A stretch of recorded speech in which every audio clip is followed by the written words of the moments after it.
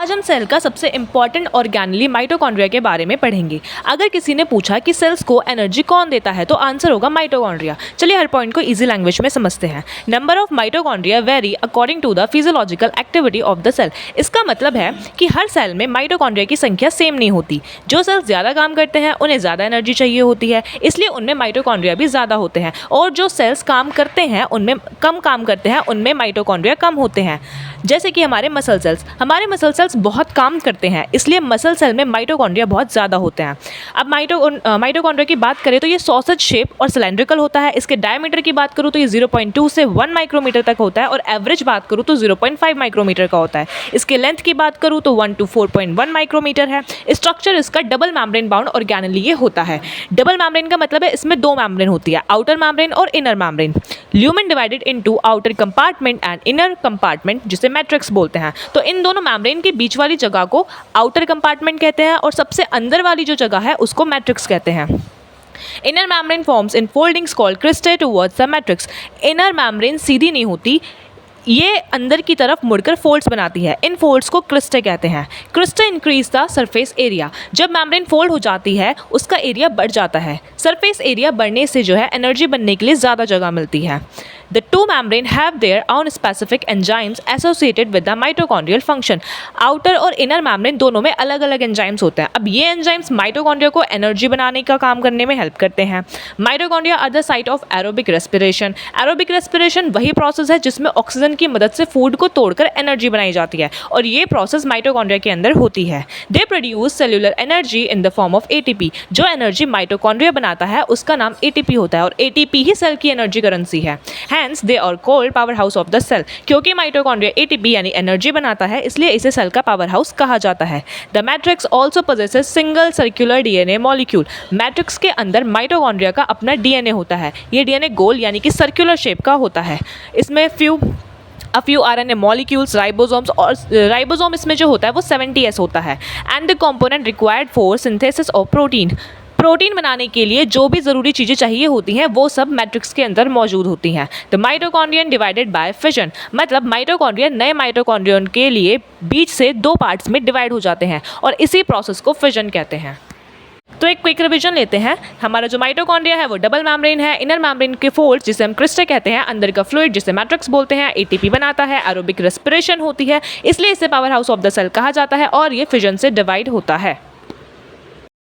बात करते हैं प्लास्टिड की। प्लास्टिड सिर्फ प्लांट सेल में पाए जाते हैं, और ये प्लांट के लिए बहुत इंपॉर्टेंट ऑर्गेनेली भी होता है। इसका काम फूड बनाना, प्लांट्स को रंग देना और न्यूट्रिएंट स्टोर करना होता है।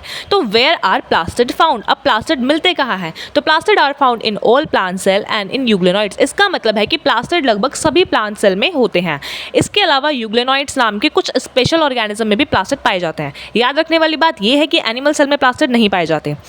पिगमेंटेड प्लास्टिड, तो pigmented plastid can be classified into chloroplast, chromoplast and leucoplast. अब जो पिगमेंटेड प्लास्टिड है, मतलब ऐसे प्लास्टिड जिनमें पिगमेंट्स यानी रंग वाले सब्सटेंसेस होते हैं, इन्हें 3 टाइप्स में डिवाइड किया गया है, क्लोरोप्लास्ट, क्रोमोप्लास्ट और ल्यूकोप्लास्ट। तीनों को अलग अलग समझते हैं। सबसे पहले chloroplast. The chloroplast contain chlorophyll and carotenoid pigment. Chloroplast के अंदर क्लोरोफिल होता है जो हरा रंग देता है।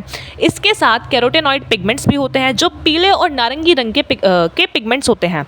These pigments are responsible for trapping light energy essential for photosynthesis. अभी जो पिगमेंट है ये लाइट एनर्जी को ट्रैप करते हैं। इसी लाइट एनर्जी की मदद से ये प्लांट फोटोसिंथेसिस करते हैं और अपना फूड बनाते हैं। क्रोमोप्लास्ट की बात करूँ तो fat soluble carotenoid pigments like carotene, xanthophyll and others are present. Chromoplast के अंदर कैरोटेनॉइड पिगमेंट्स होते हैं जैसे कैरोटीन और ज़ैंथोफिल। ये पिगमेंट्स फैट में घुल जाते हैं और प्लांट्स को अलग अलग रंग देते हैं।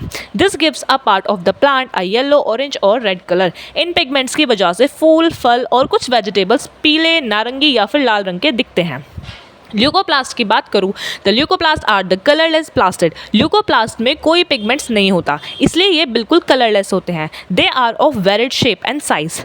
ल्यूकोप्लास्ट का शेप और साइज एक जैसा नहीं होता, ये अलग अलग शेप और साइज के मिल सकते हैं। They store nutrients. ल्यूकोप्लास्ट का मेन काम न्यूट्रिएंट्स को स्टोर करना होता है। ये स्टार्च, ऑयल और प्रोटीन्स को स्टोर करता है। ल्यूकोप्लास्ट के टाइप्स की बात करूँ तो ये 3 टाइप्स के हैं, अमाइलोप्लास्ट, इलाइलोप्लास्ट और एल्यूरोप्लास्ट। अमाइलोप्लास्ट जो कि स्टोर करता है कार्बोहाइड्रेट को। अमाइलोप्लास्ट का काम कार्बोहाइड्रेट यानी कि स्टार्च को स्टोर करना होता है। इसका एग्जाम्पल है पोटैटो, आलू के अंदर स्टार्च बहुत ज़्यादा होता है, इसलिए पोटैटो में अमाइलोप्लास्ट पाए जाते हैं। एलाइलोप्लास्ट की बात करूँ तो ये ऑयल और फैट को स्टोर करता है, और एल्यूरोप्लास्ट की बात करूँ तो ये प्रोटीन को स्टोर करता है। तो एक क्विक रिवीजन लेते हैं। क्लोरोप्लास्ट जो कि क्लोरोफिल होता है, फोटोसिंथेसिस करता है और फूड बनाता है। क्रोमोप्लास्ट जो कि प्लांट को येलो, ऑरेंज और रेड कलर देता है। ल्यूकोप्लास्ट जो कि कलरलेस होता है और न्यूट्रिएंट स्टोर करता है। और ल्यूकोप्लास्ट के 3 टाइप्स होते हैं। अमाइलोप्लास्ट जो कि स्टार्च को स्टोर करता है, एलाइलोप्लास्ट जो कि ऑयल को, फैट को स्टोर करता है, और एल्यूरोप्लास्ट जो कि प्रोटीन को स्टोर करता है। क्लोरोप्लास्ट को थोड़ा और डिटेल में समझते हैं। तो लोकेशन ऑफ क्लोरोप्लास्ट की मैं बात करूँ तो majority of the chloroplast of the green plants are found in the mesophyll cells of the leaf. इसका मतलब है कि ग्रीन प्लांट्स के ज़्यादातर क्लोरोप्लास्ट लीव्स के अंदर पाए जाते हैं, और लीव्स के अंदर एक स्पेशल टिश्यू होता है जिसे मेसोफिल सेल कहते हैं। यही सबसे ज़्यादा फोटोसिंथेसिस होती है। शेप और साइज की बात करूँ तो these are lens shape, oval, spherical, discoid और इवन रिबन लाइक ऑर्गेनेलीज। इनकी जो शेप है वो लेंस शेप भी हो सकती है, ओवल भी हो सकती है, स्फेरिकल भी हो सकती है, डिस्कॉइड भी हो सकती है और इवन रिबन लाइक भी हो सकती है। हैविंग वेरिएबल लेंथ, इनकी जो लेंथ है वो वेरिएबल होती है, 5 to 10 माइक्रोमीटर, और विथ की बात करूँ तो 2 to 4 माइक्रोमीटर होती है। नंबर ऑफ क्लोरोप्लास्ट की बात करूँ तो the number very from 1 per cell of the Chlamydomonas, a green alga, to 20 to 40 per cell in the mesophyll। मतलब हर सेल में क्लोरोप्लास्ट की संख्या अलग होती है। कैलामिडोमोनास नाम की ग्रीन एल्गी के एक सेल में सिर्फ एक क्लोरोप्लास्ट होता है, लेकिन लीफ के मेसोफिल सेल में 20 से 40 क्लोरोप्लास्ट तक हो सकते हैं। जहाँ ज़्यादा फोटोसिंथेसिस होगी वहाँ क्लोरोप्लास्ट भी ज़्यादा होंगे। Like mitochondria the chloroplast are also double membrane bound. जैसे माइटोकॉन्ड्रिया के बाहर 2 मैम्ब्रेन्स होती है, वैसे ही क्लोरोप्लास्ट में भी 2 मैम्ब्रेन होती है, आउटर मैम्ब्रेन और इनर मैम्ब्रेन, इसलिए इसे भी डबल मैम्ब्रेन बाउंड ऑर्गेनेली कहते हैं। Of the the inner chloroplast membrane is relatively less permeable। permeable का मतलब होता है किसी चीज़ को अंदर या बाहर जाने देना। क्लोरोप्लास्ट की इनर मैम्ब्रेन बाहर वाली मैम्ब्रेन के कंपैरिजन में कम परमेबल होती है। मतलब ये हर चीज़ को आसानी से आसपास नहीं होने देती और अंदर के एनवायरनमेंट को प्रोटेक्ट करती है, जैसे किसी रूम को सिक्योरिटी गेट जो सिर्फ ज़रूरी चीज़ों को ही अंदर आने देता है। The space limited by the inner membrane of the chloroplast is called stroma। inner membrane के अंदर जो जेली जैसा फ्लूइड भरा होता है उस जगह को स्ट्रोमा कहते हैं, और इसी स्ट्रोमा के अंदर फोटोसिंथेसिस से रिलेटेड बहुत सारे इंपॉर्टेंट रिएक्शंस होती है।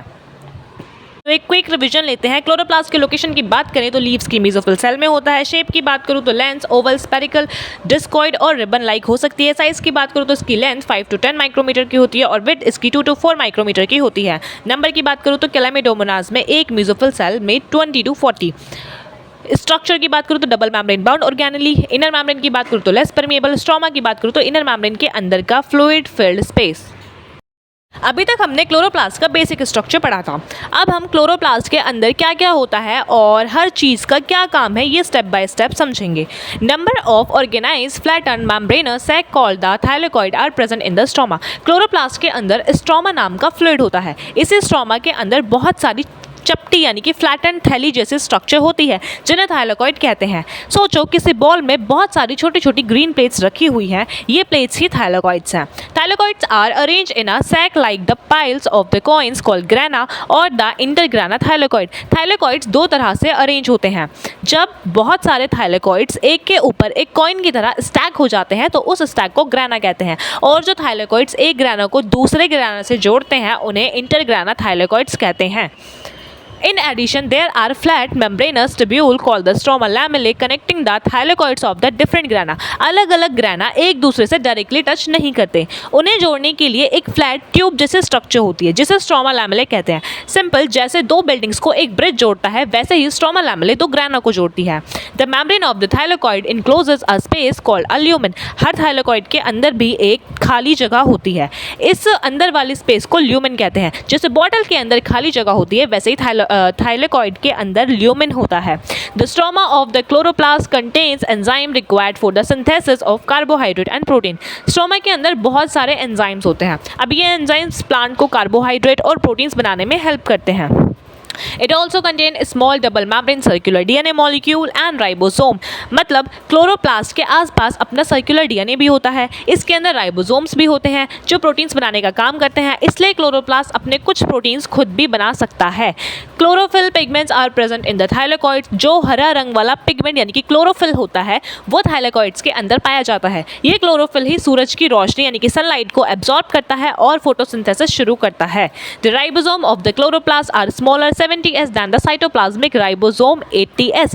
क्लोरोप्लास्ट के राइबोसोम का साइज 70s होता है, जबकि सेल के साइटोप्लाज्म में जो राइबोसोम होते हैं उनका साइज 80s होता है। यानी कि क्लोरोप्लास्ट का जो राइबोसोम है वो 70s होता है और साइटोप्लाज्मिक राइबोसोम जो है वो 80s होता है। तो एक क्विक रिवीजन लेते हैं। स्ट्रोमा जो कि अंदर का फ्लूइड है, थाइलेकॉइड फ्लैट ग्रीन सैक है और ग्राना कॉइन की स्टैक जैसा थाइलेकॉइड का ग्रुप है। स्ट्रोमा लैमेले ग्राना को जोड़ने वाली ब्रिज, ल्यूमेन थाइलेकॉइड के अंदर की स्पेस। स्ट्रोमा एंजाइम से कार्बोहाइड्रेट और प्रोटीन्स बनाता है। Circular DNA plus 70s ribosome chloroplast के अपने होते हैं। क्लोरोफिल थाइलेकॉइड्स में होता है और सनलाइट एब्जॉर्ब करके फोटोसिंथेसिस शुरू करता है। तो अब हम राइबोसोम के बारे में बात करते हैं। तो ribosomes are the granular structure first observe under the electron microscope as dense particle by George Palade in 1953। इसका मतलब है कि राइबोसोम बहुत छोटे ग्रैन्युल्स यानी दाने जैसे स्ट्रक्चर होते हैं। इन्हें सबसे पहली बार 1953 में साइंटिस्ट जॉर्ज पैलेट में इलेक्ट्रॉन माइक्रोस्कोप की मदद से देखा था। क्योंकि राइबोसोम बहुत छोटे होते हैं इसलिए नॉर्मल माइक्रोस्कोप से नहीं दिखते।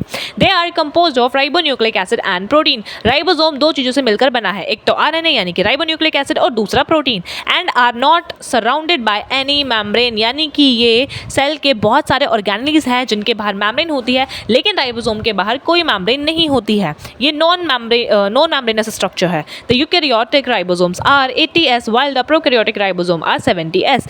अब राइबोसोम दो टाइप्स के होते हैं। यूकैरियोटिक सेल जैसे कि प्लांट, एनिमल, फंजाई, इनमें जो राइबोसोम होता है वो 80s राइबोसोम्स होते हैं। प्रोकैरियोटिक सेल जैसे कि बैक्टीरिया, इनमें जो राइबोसोम होता है वो 70s होता है। 80s जो कि 60s प्लस 40s से बना होता है। 60s बड़ा सब यूनिट है, 40s छोटा सब यूनिट है। 70s की बात करूँ तो ये 50s प्लस 30s से बना होता है। 50s बड़ा सब यूनिट है, 30s छोटा सब यूनिट है। Here S stand for the sedimentation coefficient. यहाँ पर S का मतलब है sedimentation coefficient. It indirectly is measures of density and size. Sedimentation coefficient से हमें राइबोसोम की डेंसिटी और साइज का इनडायरेक्ट आइडिया मिलता है। Both 70s and 80s ribosome are composed of two subunits. चाहे राइबोसोम 70s हो या 80s हो, दोनों हमेशा दो सब यूनिट से मिलकर बने होते हैं। एक लार्ज सब यूनिट होती है और एक स्मॉल सब यूनिट होती है। तो एक क्विक रिवीजन लेते हैं। डिस्कवरी राइबोसोम की किसने की? जॉर्ज पैलेट साहब ने 1953 में। सिर्फ इलेक्ट्रॉन माइक्रोस्कोप से दिखते हैं, आरएनए प्लस प्रोटीन से बने होते हैं, इनके बाहर कोई मेम्ब्रेन नहीं होती है। यूकैरियोट्स में 80s यानी कि 60s प्लस 40s से बना होता है। प्रोकैरियोट्स में 70s यानी कि 50s plus 30s। S stand for sedimentation coefficient. Size का डायरेक्ट मेजरमेंट नहीं है। तो अब जानते हैं साइटोस्केलेटन क्या है। अब साइटोस्केलेटन क्या बोला है? An elaborate network of filamentous proteinaceous structure present in the cytoplasm is collectively referred to as cytoskeleton. इस लाइन का मतलब है कि साइटोप्लाज्म के अंदर प्रोटीन से बनी बहुत सारी पतली पतली धागे यानी कि थ्रेड जैसे स्ट्रक्चर का एक बड़ा नेटवर्क होता है। इन सब धागों के नेटवर्क को मिलाकर साइटोस्केलेटन कहा जाता है। सोचो किसी बिल्डिंग के अंदर लोहे की रोड्स का जाल बना होता है जो बिल्डिंग्स को मजबूत बनाता है, वैसे ही सेल के अंदर साइटोस्केलेटन उसको सपोर्ट देता है। The cytoplasm in a cell are involve in many function such as. कौन कौन से फंक्शन है? सबसे पहले मैकेनिकल सपोर्ट देने का काम करता है, मोटिलिटी यानी कि मूवमेंट में हेल्प करता है, और तीसरा maintenance of the shape of the cell, cell की शेप को मेंटेन रखता है। तो साइटोस्केलेटन जो कि प्रोटीन से बना धागों का नेटवर्क है, मैकेनिकल सपोर्ट की बात करूं तो सेल को मजबूती देता है, मोटिलिटी की बात करूं तो सेल्स और ऑर्गेनेल्स की मूवमेंट में हेल्प करता है, शेप की मेंटेनेंस की बात करूं तो सेल का शेप बनाए रखता है, और सुपर ट्रिक इसकी ये है कि सेल की हड्डियां यानी कि स्केलेटन। साइटोस्केलेटन का मतलब ही है कि सेल की हड्डियां यानी कि स्केलेटन। सपोर्ट जो कि सपोर्ट देता है, मूवमेंट और शेप में हेल्प करता है, इज इक्वल टू साइटोस्केलेटन। तो अब समझते हैं सीलिया और फ्लैजेला क्या होते हैं। So what are cilia and flagella? Cilia and flagella are hair like outgrowth of the cell membrane. इसका मतलब है सीलिया और फ्लैजेला सेल मेम्ब्रेन से बाहर निकली हुई बाल जैसी यानी कि हेयर लाइक स्ट्रक्चर होती है। ये सेल का ही हिस्सा होती है और बाहर की तरफ निकली रहती है। Cilia are small structure which work like oars causing the movement of either the cell or the surrounding fluid. इस लाइन का मतलब क्या है? सीलिया साइज में छोटी होती है, ये एक साथ रोइंग बोट के ओर्स की तरह हिलती है। इनकी मूवमेंट से या तो सेल्स मूव करते हैं या सेल के आसपास का जो फ्लूइड है वो मूव करता है। हमारी रेस्पिरेटरी ट्रैक्ट की सीलिया म्यूकस और डस्ट को बाहर निकालने में हेल्प करती है। Flagella are comparatively longer and responsible for cell movement. Flagella cilia से काफ़ी लंबी होती है। इनका जो मेन काम है वो पूरे सेल को एक जगह से दूसरी जगह मूव कराना है, जैसे कि स्पर्म सेल का फ्लैजेलम उसे स्विम कराने में हेल्प करता है। The prokaryotic bacteria also possesses flagella but these are structurally different from that of the eukaryotic flagella. Bacteria में भी फ्लैजेला होते हैं, लेकिन बैक्टीरिया का जो फ्लैजेला है और प्लांट का या एनिमल्स का जो फ्लैजेला है उनका स्ट्रक्चर एक जैसे नहीं होते, अलग होते हैं। Electron microscopic study of a cilium or the flagellum show that they cover with plasma membrane. Electron microscope से देखने पर पता चलता है कि सीलिया और फ्लैजेला के बाहर प्लाज्मा मेम्ब्रेन होती है। प्लाज्मा मेम्ब्रेन के अंदर जो मेन सेंट्रल स्ट्रक्चर होता है उससे एक्सोनीम कहते हैं। The exoneme possesses a number of microtubules running parallel to the long axis. Exoneme के अंदर बहुत सारी माइक्रोट्यूब्यूल होती है। ये माइक्रोट्यूब्यूल फ्लैजेलम या सीलियम की लंबाई का साथ सीधी चलती हैं। इन्हीं की वजह से मूवमेंट पॉसिबल हो पाती है। यानी कि एक्सोनीम के जो अंदर बहुत सारी माइक्रोट्यूब्यूल्स है ना, ये माइक्रोट्यूब्यूल्स फ्लैजेलम या सीलियम की जो लंबाई है उसके साथ साथ सीधी चलती हैं। इन्हीं की वजह से मूवमेंट पॉसिबल होती है। The axoneme usually has 9 pairs of doublets of radially arrange peripheral microtubule and a pair of centrally located microtubule. Axoneme के अंदर माइक्रोट्यूब्यूल एक स्पेशल अरेंजमेंट में होती है। बाहर की तरफ 9 पेयर्स यानी कि डबलेट्स होते हैं, बीच में 2 सिंगल माइक्रोट्यूब्यूल्स होते हैं। Such an arrangement of axonemal microtubule is refer to as 9+2 array, और इसी अरेंजमेंट को 9+2 अरेंजमेंट या फिर 9+2 एरा कहते हैं। The central tubule are connected by bridges and is also enclosed by central sheath. बीच की 2 माइक्रोट्यूब्यूल्स आपस में ब्रिज से जुड़ी होती हैं और उनके बाहर एक कवरिंग होती है जिसे सेंट्रल शीथ कहते हैं, which is connected to one of the tubule of the each peripheral doublet by the radial spoke. Central sheet से बाहर के हर डबलेट तक एक पतला कनेक्शन होता है और इस कनेक्शन को हम रेडियल स्पोक कहते हैं। देयर आर 9 रेडियल स्पोक, यानी कि यहाँ पर 9 रेडियल स्पोक होते हैं। The peripheral doublets are also interconnected by linkers. बाहर वाले डबलेट्स भी आपस में जुड़े होते हैं। इन्हें जोड़ने वाला स्ट्रक्चर्स को लिंकर्स कहते हैं। चैन के रिंग्स एक दूसरे से जुड़े होते हैं। Both the cilium and flagellum emerge from centriole-like structure called the basal body. cilia और flagella cells के अंदर एक स्पेशल स्ट्रक्चर से निकलते हैं और इस स्ट्रक्चर को बेसल बॉडी कहते हैं। बेसल बॉडी बिल्कुल सेंट्रियोल जैसा होता है। सीलिया एंड फ्लैजेला, इन शॉर्ट हम एक क्विक रिविजन लेते हैं। सीलिया जो है वो छोटी ओर्स की तरह मूव करती हैं, फ्लैजेला लंबी सेल्स को मूव करती हैं, और बैक्टीरियल फ्लैजेला जो कि स्ट्रक्चर में अलग हैं। Outer cover plasma membrane, core axoneme arrangement 9+2, bridge plus central sheet plus radial spoke plus linker microtubule को जोड़कर मूवमेंट पॉसिबल बनाते हैं। बेसल बॉडी जहाँ से सीलिया और फ्लैजेला की शुरुआत होती है।